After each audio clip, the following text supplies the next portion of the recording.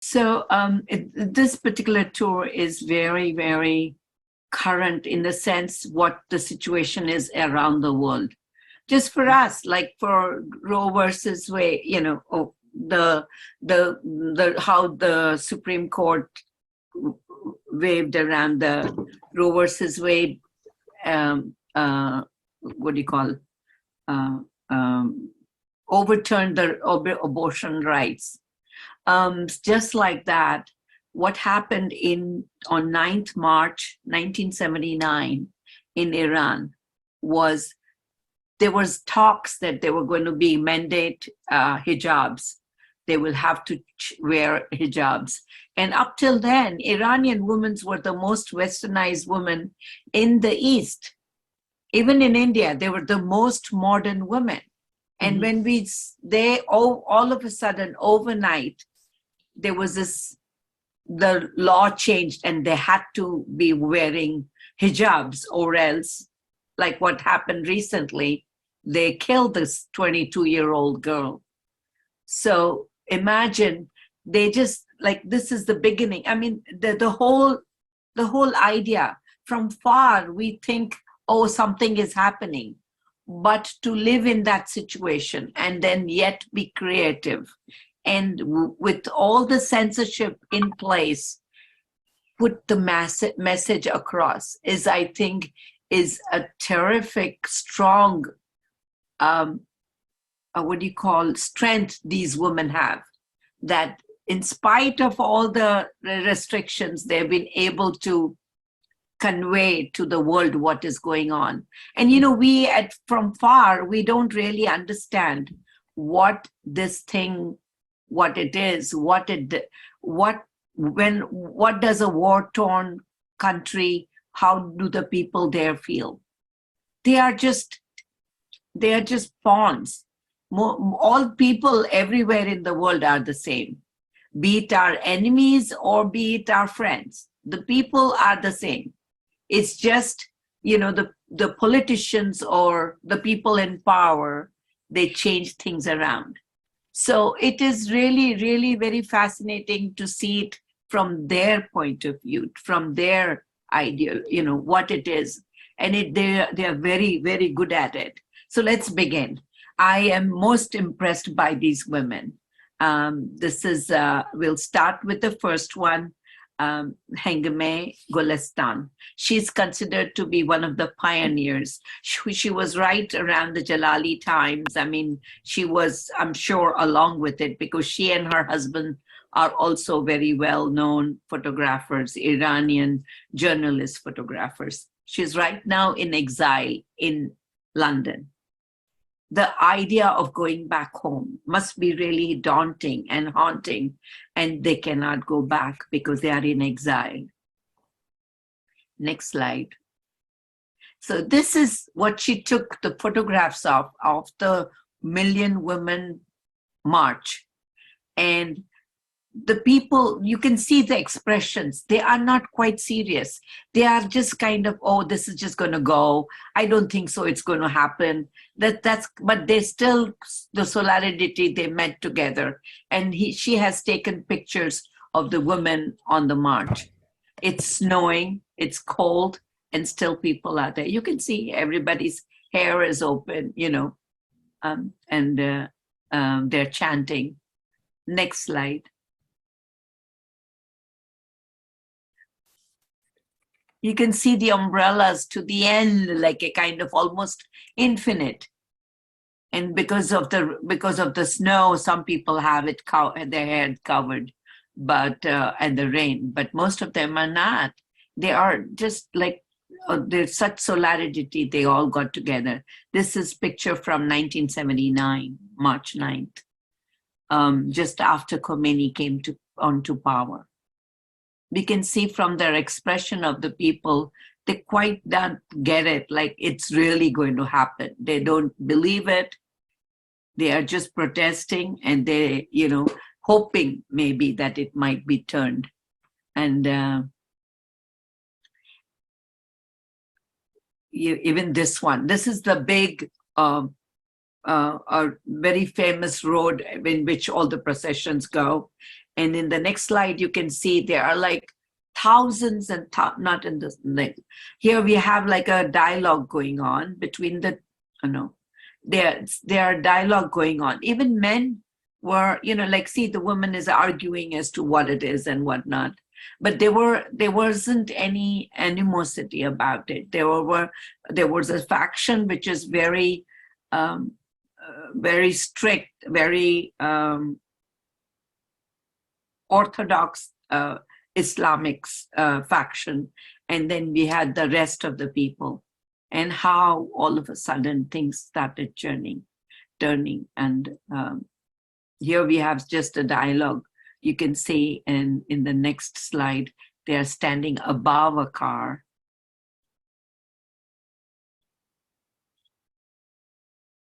And, it's just like an open dialogue kind of thing. It is not against one another or.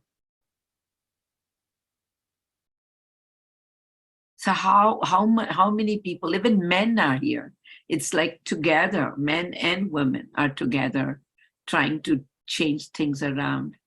And there's a next slide. You can see a very young girl. Something has steamed up, and she's like full of, she's like screaming out whatever. I don't know whether it is for or against, but you can see the emotion on her face. I mean, Hangame has captured all these very well. They are bystanders, and then there are people who are, joining on with her or whatever. It's really, it shows, look at that one. Can you see the umbrellas going all the way, almost like to infinity?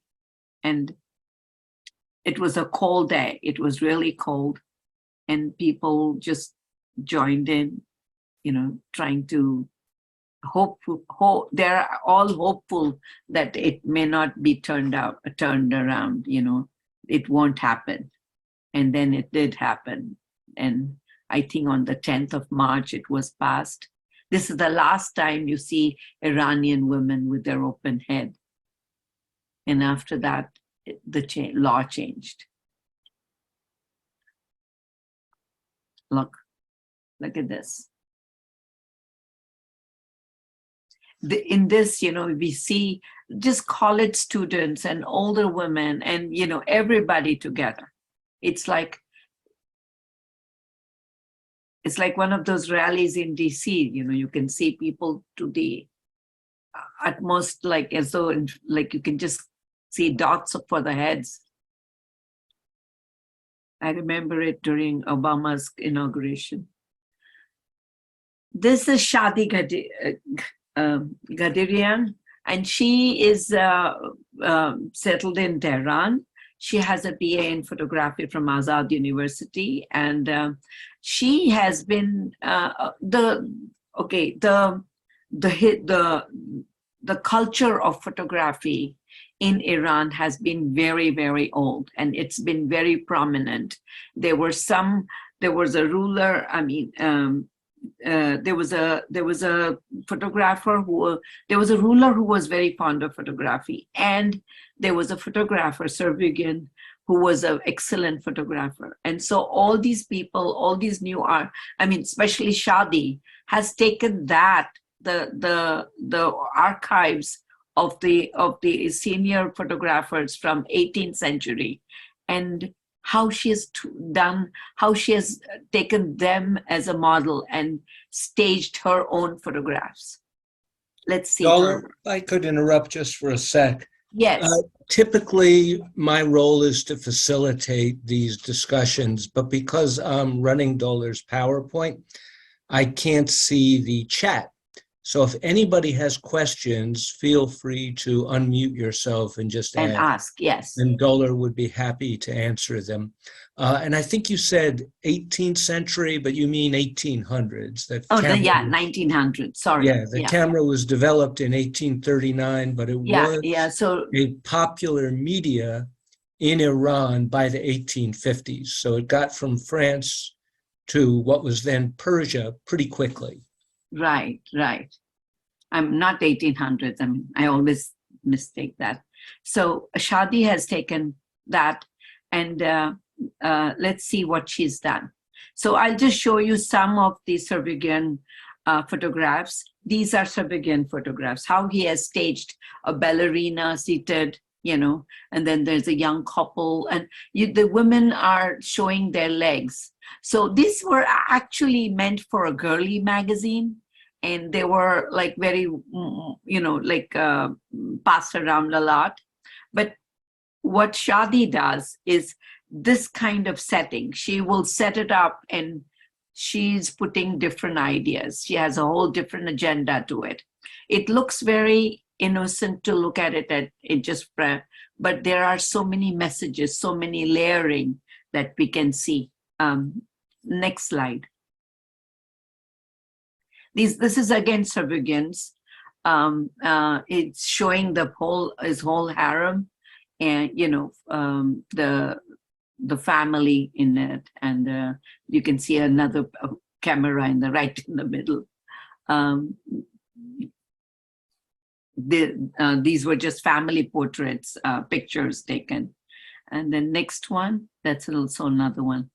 This shows another one of his whole family seated, and it's all the women in there. So I think one more of Serbian, yes, right there. He is seated, on the throne, and like so majestic and all. So he really liked it, and so the culture of photography was there. And so how they have done this new generation of photographers, how they are following on those steps, but tweaking it and sending some other messages to it. So that's what we are going to see in Shadi's work. Next. Here. This is Shadi's. Now, I would like you to tell me, what do you see? This is 2012, I believe she took these pictures, or 2008, I'm not too sure. Well, is there a telephone on that table? Yes. But what do you see when you see it at a glance? Can you just pass it around and say, okay, it's just a picture? But think about it, it is staged. And I would like you to look at it and tell me what you think when you see her. That she's all covered up. Even her shoes are covered up. Everything is covered up. But what about her glance?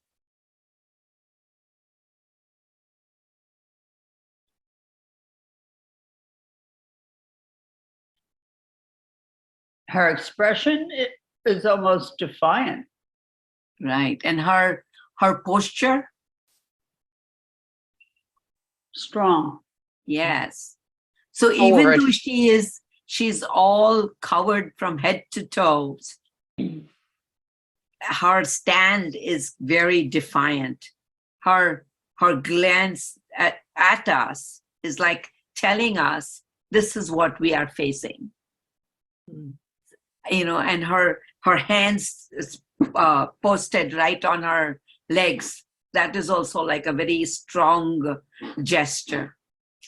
And the telephone tells us it's current time. But the stage and the setting is like the old pictures.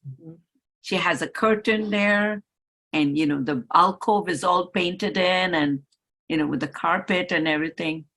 So at one glance, one would think it's just photographs, but she's sending us all these different messages.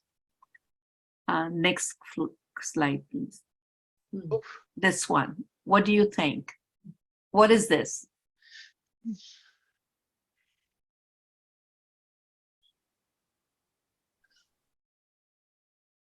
It looks like someone in a nunnery. Nuns, you can see their face.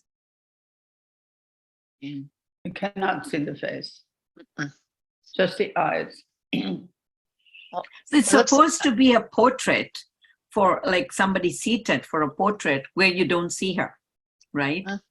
And she's kind of, how do you say, like cramped in. It's like everything is around her. It's all closing in. But what is she holding? Plant of life. I can't tell. Flower? It's a flower pot. It's a pot. Hmm. And it kind of brings in like a hope Okay. because it's the new life, right? So it's like hope to her. With all this confinement, there is still some hope, right? Even her eyes are. Yeah, yeah. You want She to, gives us a sense of being cloistered away. pardon? I think she I gives didn't us understand. she gives me a sense of being cloistered away. Right, exactly. But still, she's holding a plant to show that there is maybe some hope. And we can see the next ones. Just interesting. I wanted to comment that one person said she looks like a nun, and Lynn, you used the expression cloistered. So the background is very European. Right. Flowers, the archway, the clouds. Yes. So it comes from a 19th century convention that photography should imitate painting. So when photography first arrived in Persia, they would set it up as if it was the background for a European painting. And during that time, even Persian painters were painting in a European style. Right. So I was intrigued by the associations you were making with more European examples. Right. Now, this one, the first one, the one on the left. Tell me, what do you see?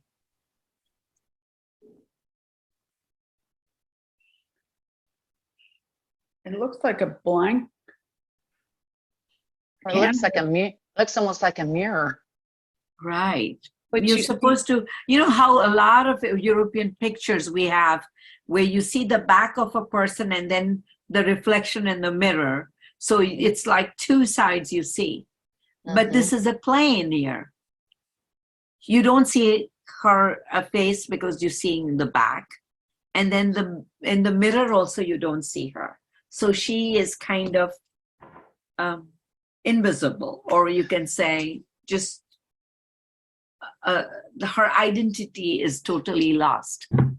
It's like she's an inanimate object. Right. So she's kind of lost, right?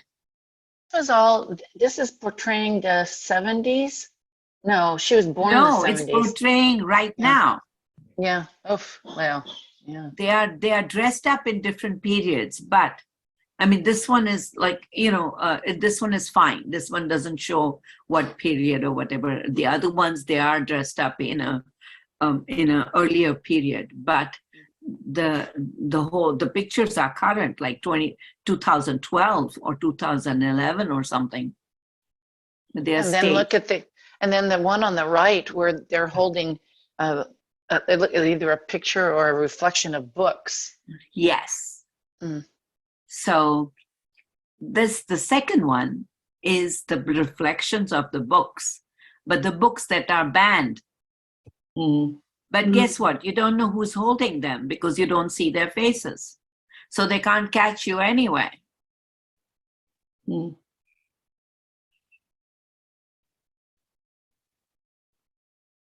She usually takes her sister and a friend as a model, but this is just to give a gist of it as to even in, the known fact is women are resilient, women are resourceful, women are resilient, and be it anywhere in the world, they find their way, right?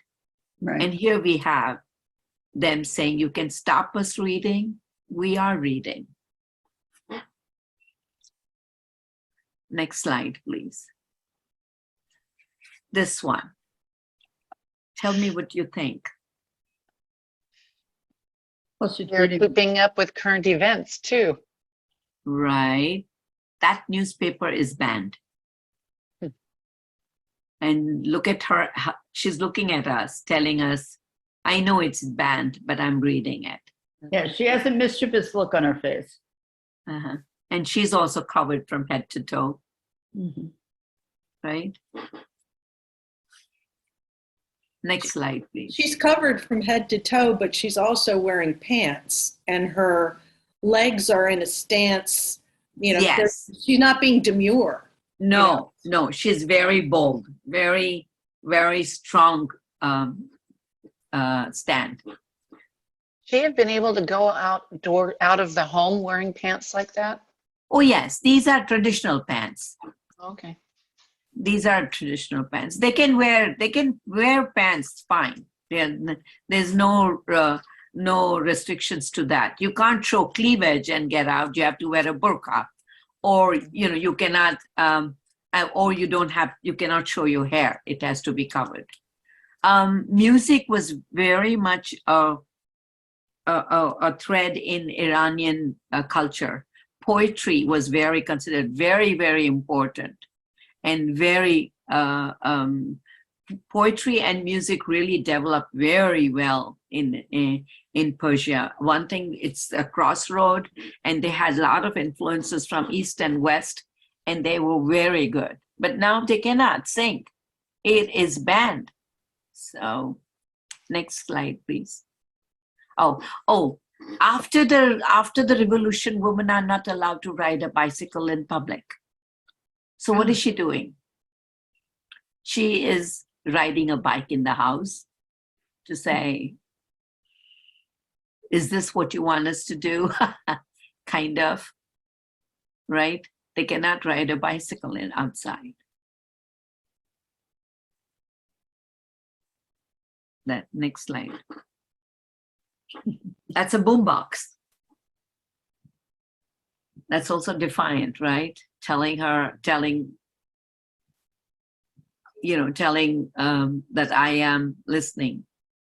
And the Look at her second hand. One, pardon? With her hand on her hip, Yes. looking out. Yes, that's what I was going to say. That was just mentioning that only. That look at her, one hand holding the boombox. Where's her second hand? It's like a very defiant pose.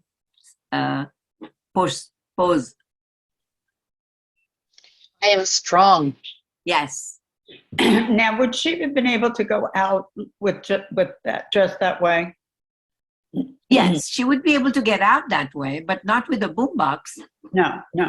But I'm just wondering, what? They all don't wear a burqa. Okay, this is not like Saudi. In Saudi, you have to wear a burqa to get out. Okay, this is. But in Iran, you're not confined to just wearing a burqa. You can wear regular clothes, but most of the time, at least you have to have a modesty, like a hijab or a scarf around your neck. Okay. Hijab is a must, but another fabric around your neck. I understand why these customs were made, but now we are modern, and it's not like men haven't seen women. It's like, it's not. In olden days, it was considered danger for women to be out because men who are crossing the Sahara Desert or whatever, they haven't seen women for days, and then they may go wild. But now it's not the case, and I don't understand the significance of it to begin with now. Okay. Next slide. Oh, this is another one. So anything Western is considered shunned upon, or you are what do you call, and blacklisted. But there she was. Oops. There she is. What does she have in her hand? Soda can? Yeah, it's a Pepsi can. That's Western, right? So she's saying, oh, I like this anyway. So all these were her album of defiance. There are different albums she has had, but these were the ones in our museum. So I wanted to share with you all. I mean, they are very, very well known photographers, and they have been received very well all over the world. I like her work. Yeah. Okay, this is Gohar Dashti. Now she also stages her photographs. These are not normal. She stages them. But how does she do this? It's very fascinating how she comes about doing certain things, and it really gives a strong message across in the next slide. This is after the war between Iran and Iraq. Life goes on as normal, right? So what is happening on the barbed wire? She has clothes hanging. So it's like it is staged in such a way that regardless whether the war is on or not, the life goes on. And you had a question? Lynn, did you have a question? No, she doesn't. No, I seem to have a didn't. question. Oh, okay, okay. I was thinking though that I'm almost too young to remember clotheslines, but I think that they must still be used in Yes. more arid climates. Right. I mean, they are used most all, where you can dry your clothes naturally, they would use it. But the clothesline is barbed wire. Yes, Yes. in this one. I thought it looked interesting that the white fabric and the arid background and, how she is just trying to remove it from the snag of the barbed wire. Well, and you could take it a couple ways. It could be white flags as she gives up. For peace And too. she's- So it's like two different things. Like, we do not want war. We are at peace. But Mhm. things around us are at war. You can take it so many different interpretations to it. The next slide. This one. Tell me what you see.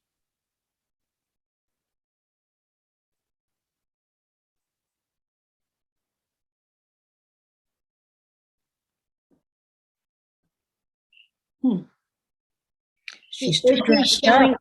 is she showing him how to do it? What does her expression tell you? Solemn. Pardon? Solemn. Angry. She Angry. said she's solemn. Solemn, yes. The kid is interested in the fish. He doesn't know what's going on in the mind of the mother. And the blood on the knife, on the edge of the knife. Yeah, there's blood on the edge of the knife. But so Gohar, what she does is, the way she staged this, she insisted on having it framed in black frames, and it is closing in the frames too, just like the society, just like one's feeling like it's closing in, So you can see it's closing in from the bottom, but she is like as though stunned. She is, it looks like she does not know what is happening. She is so stunned with the situation around her. She is dumbfounded. She doesn't know what way she can go or what she can do. Now, Right? one thing that's interesting about these works that the curator shared with us was how open-ended they were in interpretation. Like, we Right. would ask the curator, what does it mean? What is she trying to say? And the curator would be like, she's never been explicit about it. We don't really know. Here's what we know about her technique. Here's what we know about her process. Yeah. So a lot of what Dolar's sharing is one interpretation, Yeah. but there really isn't a definitive one. And when Dolar asks, what do you see? It's also, what do you think? How might you interpret this? Right. It's very rare for any of these works that we have facts on their meaning. In some cases, the artists have spoken about it, but usually in ways that are not entirely clear.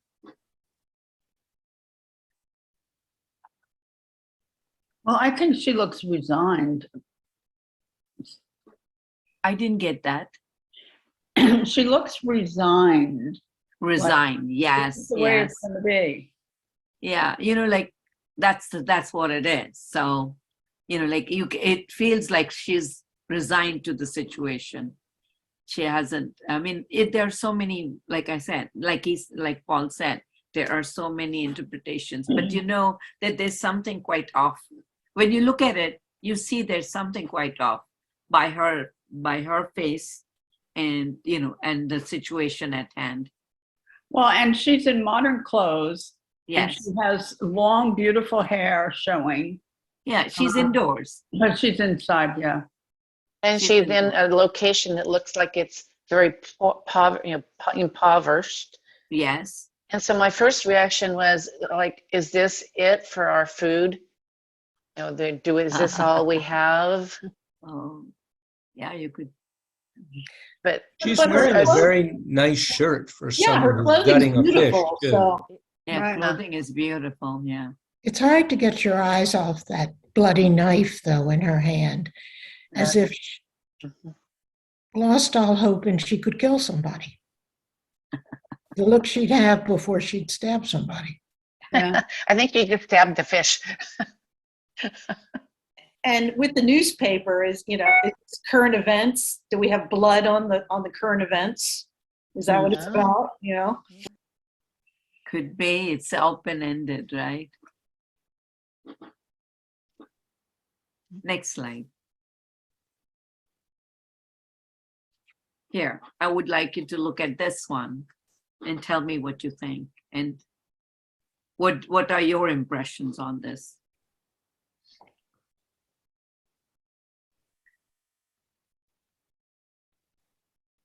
Well, they certainly don't look happy.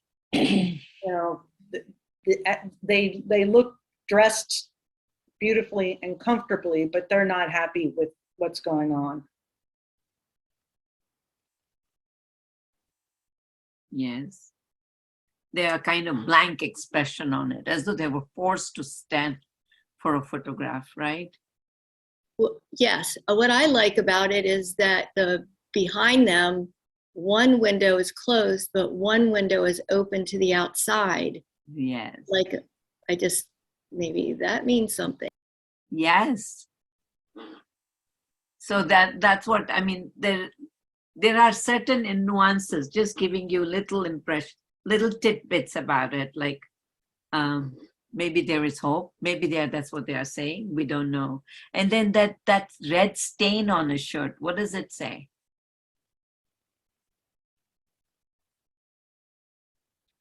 Is that from the pen? Yes, but at first glance, when you look at it, it gives you, like, that draws your attention, right? And you're like, what is that? Why is it there? And what is she trying to tell us? It's just there to put a little disturbance into the picture, I think, you know, for us to just think about it. At first, I thought it was a male figure standing to protect a female. It could be, and she could be his wife, or they're Right. just two Daughter. random people. We don't know. The way he has his hand on her shoulder is like, you know, protecting, kind of. Right. It's not like power. It's not a power grab. No. I think it just shows that they're united. Yeah, I He know, stands but with the her. expression, He stands with her.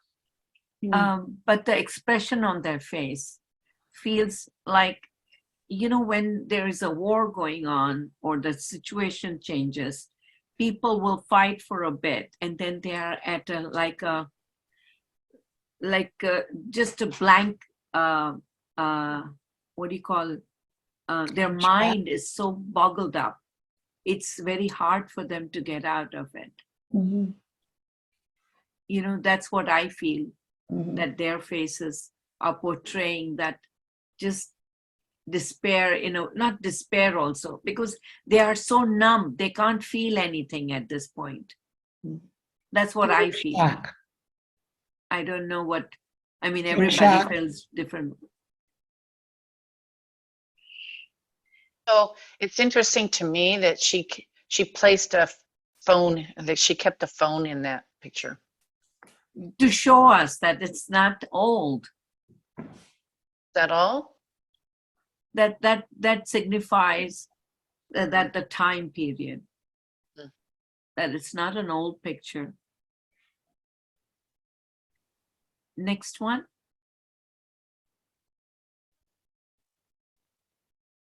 So she staged this. She used to find these abandoned buildings and then fill it up with plants. Now, what do you see in that? You just see looks like they're all dying. And they're all confined. It's almost like cages. Right. We won't let you out. We won't give you what you need. I mean, it's powerful. If you want it to be, you might think like, why are there all these plants in there? And then you learn that she has staged it, and you go, huh?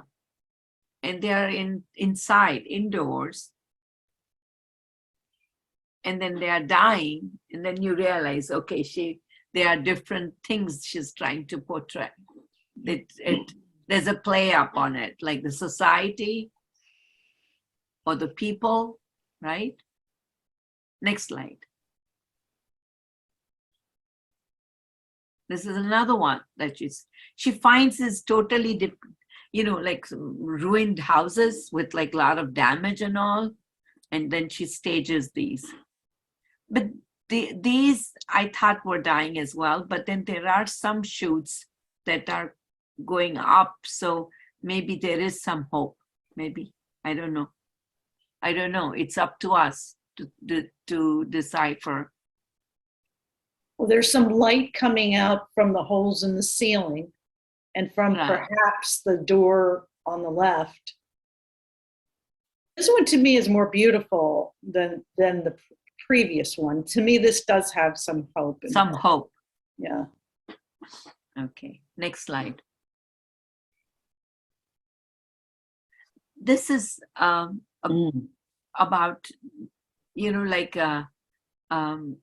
running away, maybe trying to find a place, maybe it's no man's land, like not no man's land, but they are without borders. So they both are holding bags, and they are going into this arid landscape. Looks like there's nobody there. And And there's it's nowhere to go.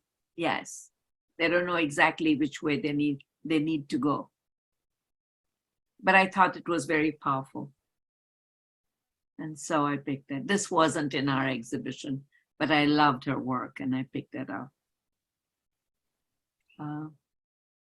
Next one. Tell me, what do you think about this one?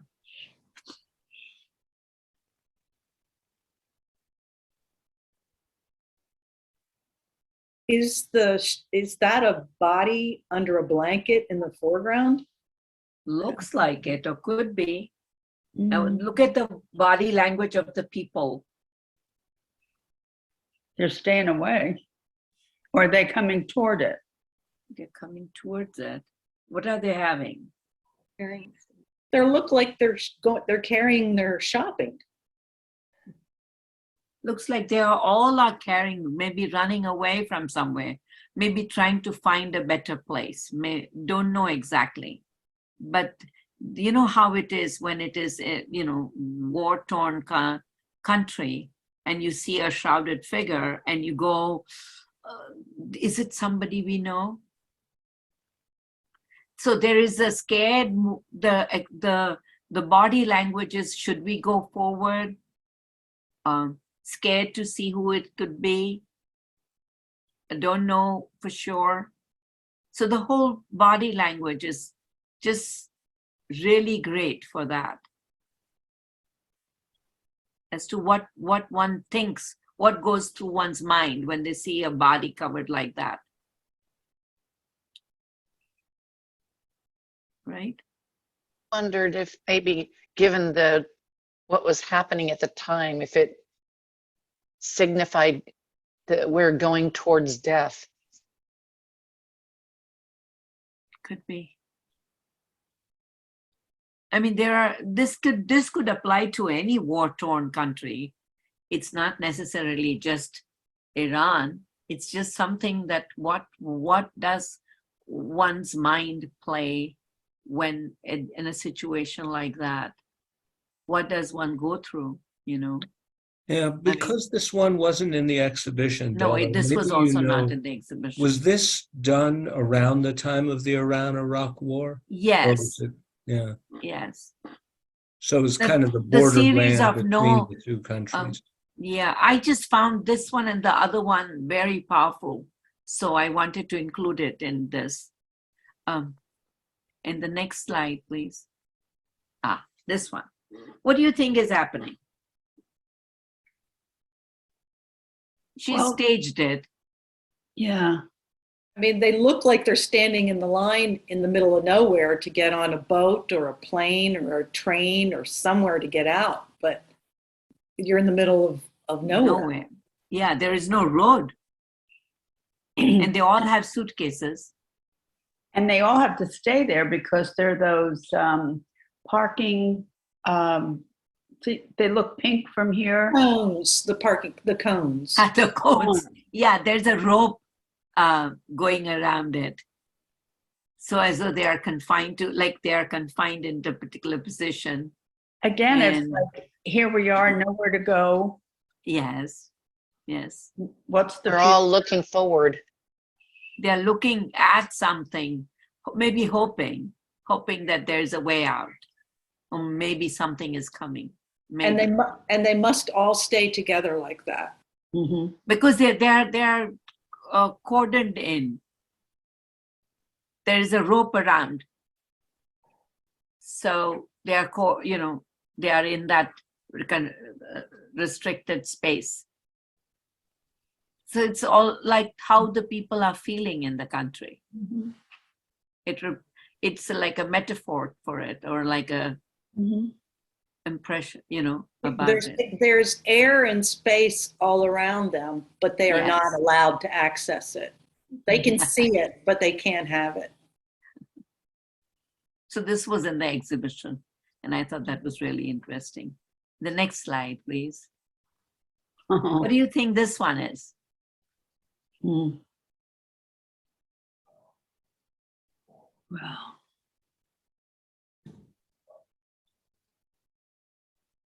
Is the older woman teaching them to read? Reading with them? Is this one older? No, they all look around the same middle age and younger age woman. I Could didn't they, see anybody. The first thing that struck me was, how did 11 people sit on one sofa? it's a big sofa. I haven't seen a sofa like that, but That is a really large sofa. that was the first thing that struck me. And then Well, you another thing was that everybody was dressed up similar, but still had their own styles. They were all confined. I mean, they were all wearing a hijab and dark clothes, and some are reading, some are, just staring blank, or Some It's have just- sunglasses on. yeah, sunglasses on. They, Debbie, is this Okay, the one Iranian you felt was woman the in older India. woman? huh? Yeah, I'm she's the sorry, one in darling. the center. Yeah. Is this Yes, the one and you the one felt on was the the older left. woman? The last one on the left. Oh, this one. She looks older too. Yeah, she does. Yeah, I remember from the exhibition that the curators said that she got together a group of her friends and she unified them by having them all dressed in black, and it was a way to represent how the state thought about them, but that they were all different ages. And that's what, when Doller said they have different styles, they all show their individuality in spite of sort of being cloaked in black, and all made to be the same and sit on the same long couch in the middle of the desert. I mean, some of them have stylish shoes, they're different. I mean, in Saudi, even though they are covered in burqas, they are very fashionable women. As soon as they come indoors, they throw out their burqa and they're beautifully dressed inside. But Right. the women in Iran don't wear burqas. They wear hijab, but they are all restricted as to how they can dress. You know, they have to dress modestly. Next slide, please. So now we have Mitra. Now Mitra Tabrizian lives in London. She stages. We just have 2 pictures from her, but they tell a lot of story, and she has that mischief on her look on this particular picture. And she also, just like Paul said, she leaves it to you to interpret her pictures, and you can interpret it whatever way. Let's see her work. This is one of the most powerful picture. I want you to take your time and look at it and tell me what you think.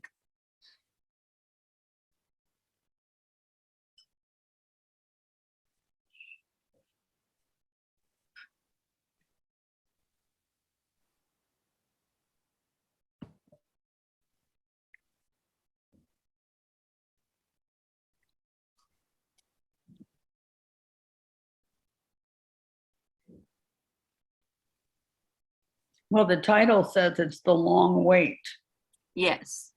from the Border series. So I'm, So look at She her looks- demeanor. Look at her. Does she look she looks like she's ready with all her boots on and the bag by the door. Maybe she's going away somewhere. But she's so tired. She's so tired. Now, can The you doorknob. tell me, do you see a doorknob? Oh, yes, there is none. yeah. There's that's- And There she's isn't one. and the battering marks on the door, the scuffs on the door. But there is no doorknob. Oh, no, no. Oh, you're right. So she's ready to go, but she can't go. She's But stuck she- here. She's resigned. She's resigned. That's what I think too, because She she's is resigned. has that look on her with her face. lips. Mm. Now, afterwards, I learned that she is Hengame, who is in exile in England. The first photographer we saw, Yes. it's her picture. Oh, So Mitra took that's her right. as a model. yeah. You said she couldn't come back. That's right. Yes. And the suitcase is all ready. And she's just resigned. She can't go back home. This is kind of weird, but when I first gazed at the photograph, to the right of the subject, all that dark stuff on the floor, Yes. I thought it was blood, and then I realized it was the shadow, but it looked like a pool of blood. Mm. But then I noticed that the shadow, but obviously it was important for the photographer to have the shadows. To make it more dramatic. Right. Well, they These are big pictures. These are big pictures, like maybe 30 by 20, 24. They're big pictures, and they were blown up, and beautiful clarity, and you can see her expression and everything, the scuff on the door, everything very clearly, very powerful. Well, the color of the chair, Yes. it's not just a chair. It looks like almost a regal chair. What chair? The one she's sitting in, Yes. it doesn't look like an everyday plain chair. It has some substance to it. Right. Brown. Right. It It does. goes with her posture. Yes. Like she's no ordinary person. She's Right. somebody with great ability, right? Yeah, the chair she- kind of gives her a dignity Yeah. that the in-between status that she has doesn't. Mhm. Sorry.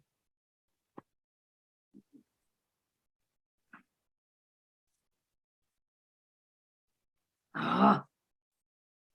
I'm so Dollar? sorry. I'm just What? turning it off. I'm just turning it off. Oh, was that your phone? Yeah, I just had it. I thought I had the ringer off. Yeah, sorry. I'm glad I was ad-libbing. I have a question. Yes. Did anyone else notice that it's a long road from the border, not to the border? She's not waiting to go to the border. She's long way waiting from the border. Yeah, from. from the border. The implication that I got, Debbie, was that even though she was a refugee from Iran and she'd lived in London a long time, she hadn't quite arrived yet. She was in a liminal space in between Yes. Iran and London, and she was never going to go home and never going to get there. So also never be able to go back home, at the same time not really being able to fit in, not really being able to put her roots down in London because you don't belong. The time that people take, it takes time for them to belong somewhere. Sometimes it's very long and it's really difficult. But especially for people who have left everything back home, and with the situation that they left, they have this longing to go back. At the same time, they can't go. The whole immigrant status issue. Right. Because it's like, it's really a difficult situation. Yeah, and I think when we think about what Dodie said about the chair having a certain substance to it and her having dignity, right. This is somebody who is formidable, a great artist in her native country, someone who taught this future generation of artists, and here she is in this kind of in-between space. Right. And, we can interpret like, is this a posture of resignation and defeat or dignity and determination? And I don't think it's entirely clear, at least not to me. Right. Next slide, please. Just a second.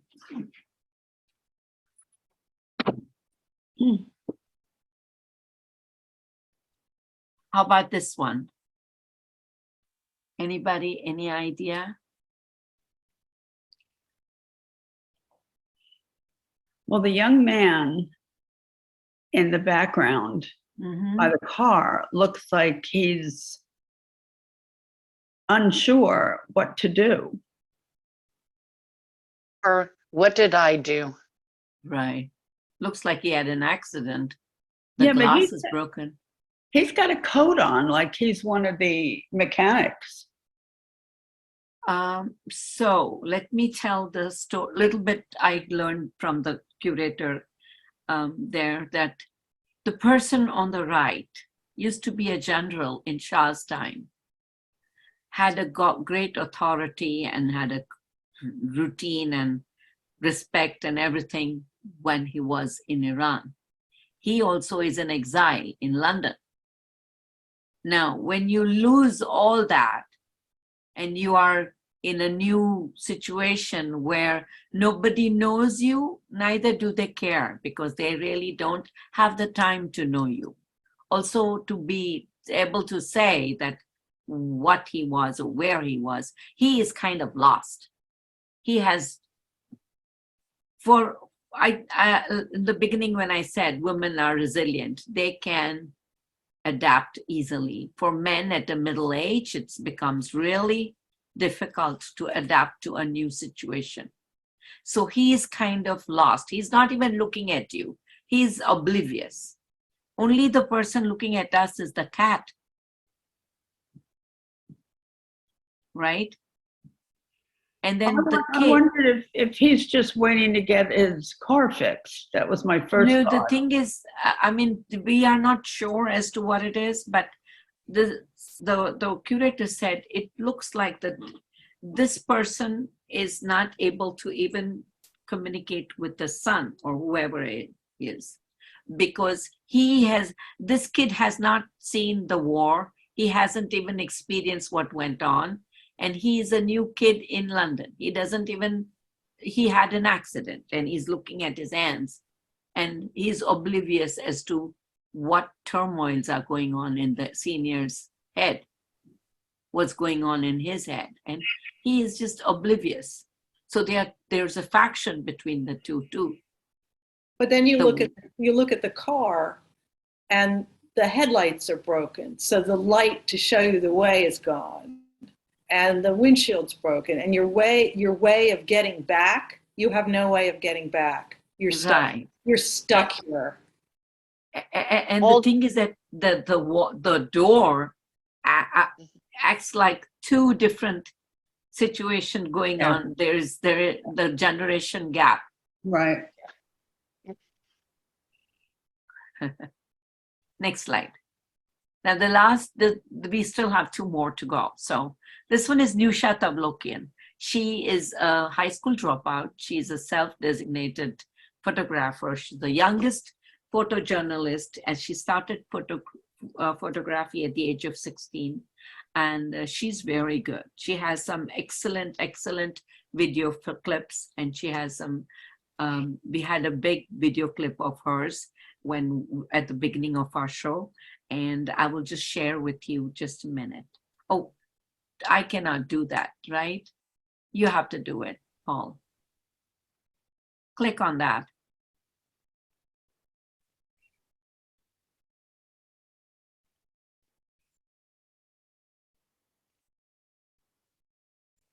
No, the first, when you click it, there's a small 1-minute video. I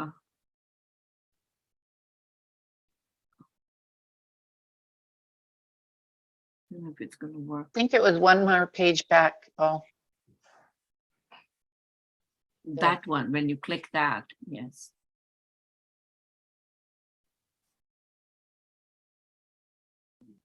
Nothing is happening? Try clicking again. There. Oh, Okay, I don't think so. It's going to help happen today with it. oh, here we go. Yeah, Is this yeah, it? there we go.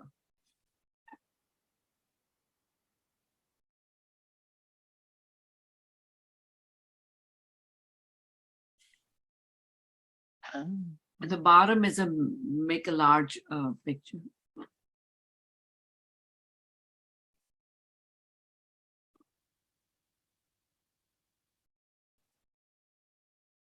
Okay, you've got it.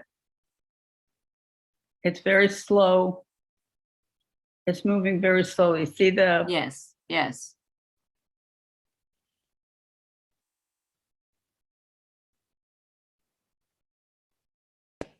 great.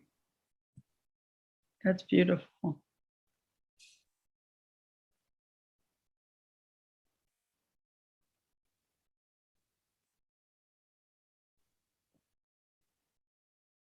That's it. So if you entered the exhibit, this film went on for 6 minutes, and she did not budge at all. She just took her stand, and it's Nusha. She, with her camera, moved forward slowly. Somay, the subject, her name is Somay. She stood still. And we have a story of hers.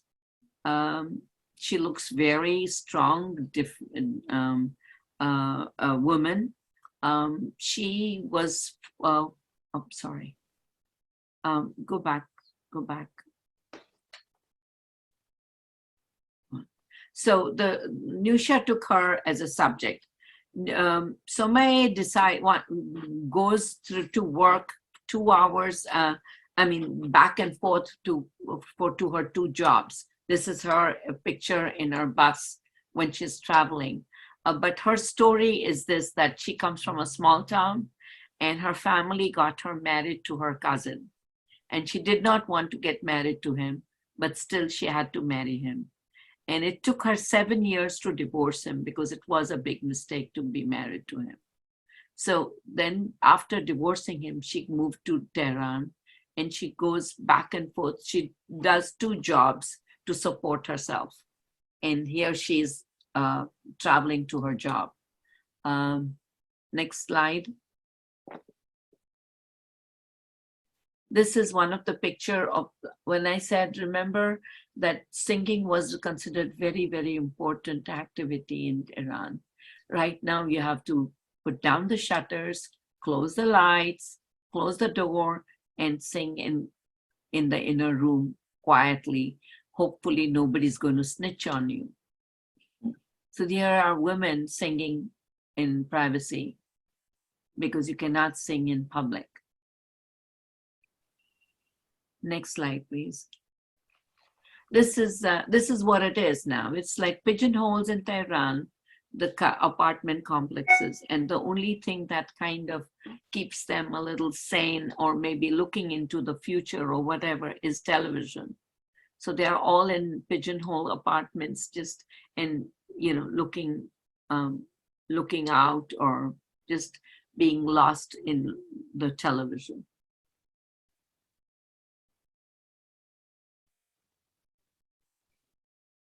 Here is Someh, the woman whom we saw first. These are her IDs for her to be traveling into different places.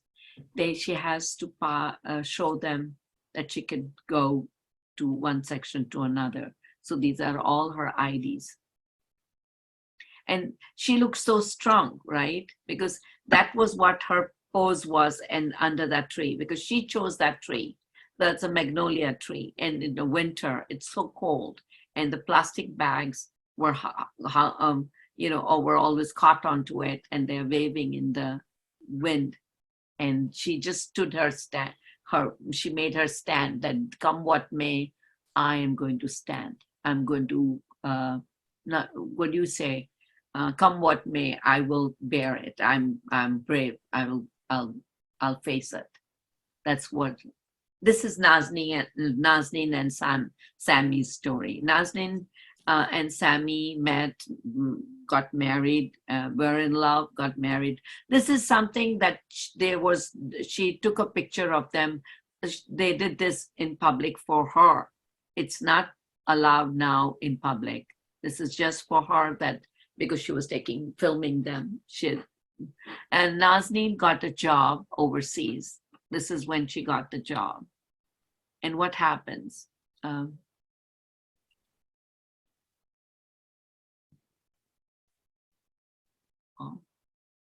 Did we lose it?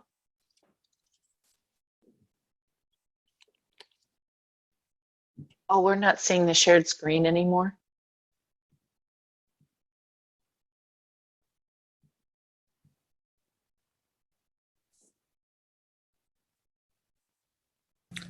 Sorry about that. That was the YouTube video that came on after the Samaya video without my knowing it.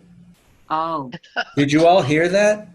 no, we didn't hear anything. Oh, good. It was just distracting me. Yeah, it was classical music. Sounded great, but it wasn't relevant to the tour. Okay. So, there was first the question of whether she should go and take the job or not. And ultimately, because she got the visas and he did not, so she's gone overseas and he's standing here waiting with her dress in his hand. This is a story that's quite common with a lot of people that, they have one spouse living in another country and they can't come across. The visas don't work or something or the other. So this situation is quite common, and she's filmed this beautifully for it. We haven't talked much about the composition of these photos, but the colors, yes, and the shading, and yes, in all of them, there's always something really outstanding, like her dress and a little bit of. I just think the staging of the composition is wonderful. yes. I think so too. She's done, with not just with shadows and stuff, but where she puts puts her subject, the background showing the city. He's come all this way, and she's gone now. Anyway, that's the end of the the Sammy's small book that we had it in the exhibition. The next one is Nene, right? Oh. Malike Nene. So she is a graphic designer and she lives in Paris. She left Iran right after the revolution and she hasn't gone back. But she too learned the Savigian albums and redid them. She took her family portraits and she tweaked them and made them brighter and colorful by computer generated graphics on it. So here we have one of her ancestors seated with a parrot on his shoulder and a robe with the portrait, like the robe is covered with the portrait of the person on the picture. So she tweaked them. She did them all, what do you call, worked on it and got them. What is this? It's not me, is it? No. And you see the second one, how she made them from one tone portraits, family portraits. She made it into a multi-tone computer graphics. I'm sorry. Jody, maybe you could mute yourself while you're figuring that Yeah, out. well, I'm fiddling with that. Thank you very much. I'm sorry. So we have, the center picture with the different things going on, right? So that's how she did. She worked with the second picture with cabbage in the background, and she put a vase on a table. She put a table next to it, a bright color to brighten it up a bit. And in the third one, she changed the whole background. She has this beautiful red color trees in the background, and then the three people sitting in the front. So she tweaked them and played up with them. That's what she did. She's a well-known graphic designer. And next one. And her father is a cardiologist. And as a kid, she used to go to his dispensary. Now, she's been away for a long time. She hadn't gone back until much, much, much later. So whenever she would think about her back home, she has this fragmented memories. So she remembered the nurse, but she can't quite remember the face.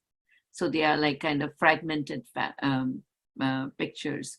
But she did remember the whirling of the fan in the dispensary. And then she has, the waves of the whirling of the fan on the other nurse's picture too. So she did this, she tweaked them electronically, right? These are her next pictures. This is her parents' wedding picture, and it was a dull, monotone, one-tone picture. Since he was a cardiologist, she put the cardiologist stamps in the back, the heart shape, stamps in the back for a backdrop, and she put color in the whole picture, right? Even the floor is different, and the walls are different. And now when she went back one time, her mother was very ill, and she stayed there, and she's found going through their things, she found all these passports, and that's what we'll see next. So these are all the passports of her mother and how life changed for her. We'll see, like she just documents them and puts them together. So how much she was for different types of sunglasses, obsessed with fashionable sunglasses and hairstyles and pearls and, different things going on as you move forward. So when during the revolution time, she started taking tablets were one of her things, and that she always had to have her medicines with her. And you see her older. And then in the next picture, we see her, how things change for her. Here she is not without a hijab after this. Look at this. say here she's so proud of her hair. It always had to be fluffed and nice and stylized. And then came hijab. I didn't quite understand what these two were. I didn't quite understand what they were. What did they represent? But we have here tablets again and time as a waiting for the time to end. And she has this, look at her face changed so much, you know, over the years. And like she's closing in, you know, than the earlier pictures. Next picture. This is for her father. Her father was in the service and he was very, you know, he earned a lot and was very reputed and very well known. And then we have his doctor's stethoscope and on. Him also, we see him slowly progressing in years and how things have changed for him. And then he has a stethoscope in the last one. I believe this is like a journal to write medicine or something. I'm not quite sure what that second book is about. Next slide.